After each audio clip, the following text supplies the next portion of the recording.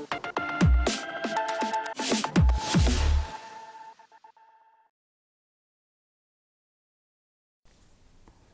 everybody, welcome to Crazy Tech Lab, and today I'm finally revealing my brand new Mini-ITX water-cooled build, which I've called Event HoRyzen after its namesake, which is a Ryzen 9 3950X, AMD's fantastic 16-core 32-thread CPU, which sits at the heart of this build.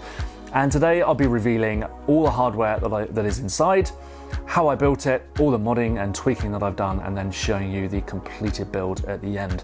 So stick around to the end of the video because you'll be seeing an absolutely incredible PC and coming to life as well over the next few minutes. And of course, if you like the PC, don't forget to like this video, and of course do subscribe to my channel. I've got lots more builds, features, reviews, tips and guides coming out here on Crazy Tech Lab. So don't forget to subscribe and hit that notification button as well. And the last thing that I need to say is enjoy the show.